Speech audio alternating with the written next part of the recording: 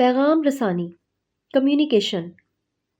پیارے بچوں، پیغام رسانی یا کمیونیکیشن کے بارے میں آپ کو بتاتی چلوں کہ جب سے انسان اس دنیا میں آیا ہے اس نے دوسرے انسانوں تک اپنی بات پہنچانے کے لیے مؤثر ذرائع کی تلاش شروع کر دی۔ یہی ضرورت زبان کی ایجاد کی وجہ بنی۔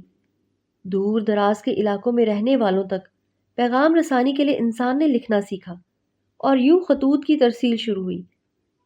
آغاز میں جب ایک دوسرے کی زبان سے انسان نابلد تھا تو وہ پتھروں پر تصاویر نقش کر کے اپنا مدعا بیان کرتا تھا، اور پھر ترقی کے مختلف مراحل طے کرتا کرتا آج کا انسان انٹرنیٹ کی بدولت پوری دنیا کو ایک گاؤں میں تبدیل کر چکا ہے، جسے گلوبل ولیج کہتے ہیں۔ بالخصوص سوشل میڈیا مثلا فیس بک، انسٹاگرام، یوٹیوب، واٹس ایپ، یہ تمام معلومات کے تبادلے کے تیز ترین ذرائع ہیں۔ اس کے علاوہ ریڈیو، ٹیلی ویژن اور اخبارات کے ذریعے بھی ہم دنیا کے ایک کونے میں بیٹھ کر دوسرے کونے میں وقوع پذیر ہونے والے تمام واقعات سے آگاہ رہتے ہیں۔ بنیادی طور پر سادہ لفظوں میں ہم اس کو یوں کہہ سکتے ہیں کہ پیغام رسانی سے مراد معلومات ایک شخص سے دوسرے شخص تک یا ایک جگہ سے دوسری جگہ پہنچانا ہے۔ انسانوں کے درمیان پیغام رسانی کا کام بنی نوع انسان کے آغاز سے جاری ہے۔ وقت اور حالات کے مطابق اس عمل کے لیے مختلف ذرائع استعمال کیے جاتے رہے۔ جیسے جیسے انسان ترقی کی منازل طے کرتا گیا، اس کے ساتھ ہی ان ذرائع میں بھی جدت پیدا ہوتی چلی گئی۔ آج کے اس ترقی یافتہ دور میں پیغام رسانی کے لیے جدید ذرائع موجود ہیں۔ انسانوں نے زمانہ قدیم سے لے کر آج تک پیغام رسانی کے لیے درج ذیل ذرائع استعمال کیے ہیں۔ نمبر 1، زبان، لینگویج۔ زبان بات چیت اور پیغام رسانی کا سب سے قدیم اور اہم ذریعہ ہے۔ انسانوں نے جب سے بولنا سیکھا اس وقت سے زبان کو باہم پیغام رسانی کے لیے استعمال کیا جا رہا ہے۔ نمبر 2، خط، لیٹر۔ خط کا شمار پیغام رسانی کے قدیم ذرائع میں ہوتا ہے۔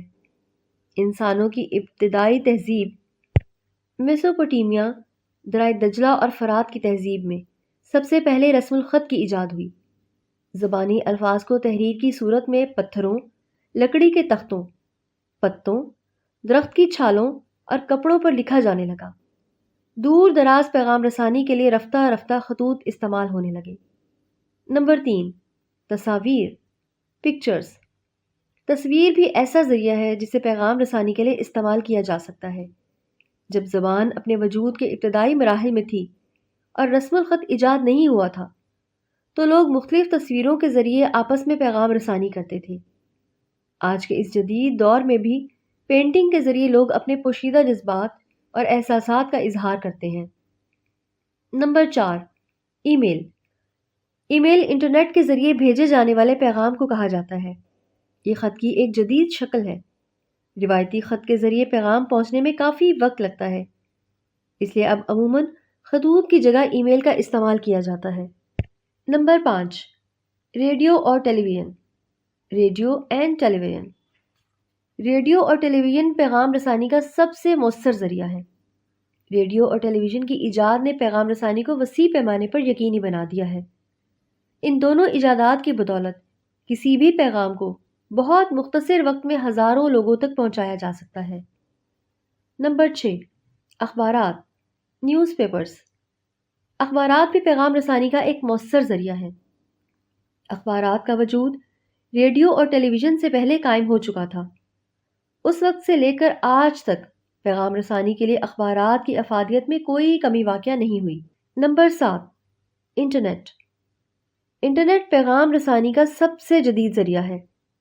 اس کے ذریعے پیغام کو سیکنڈوں میں ایک جگہ سے دوسری جگہ پہنچایا جا سکتا ہے۔ انٹرنیٹ کے ذریعے پیغام رسانی کے لیے کمپیوٹر اور موبائل فون کا استعمال کیا جاتا ہے۔ Number 8، social media. جدید دور میں سوشل میڈیا پیغام رسانی کا تیز ترین اور مؤثر ترین ذریعہ ہے۔ سوشل میڈیا سے مراد ایسا آن لائن پلیٹ فارم اور ایپلیکیشنز ہیں جو لوگوں کو ایک دوسرے سے معلومات کا تبادلہ کرنے، خیالات اور تصاویر کا اشتراک کرنے کی سہولت فراہم کرتی ہیں، مثلا فیس بک، ایکس، انسٹاگرام، واٹس ایپ اور یوٹیوب وغیرہ۔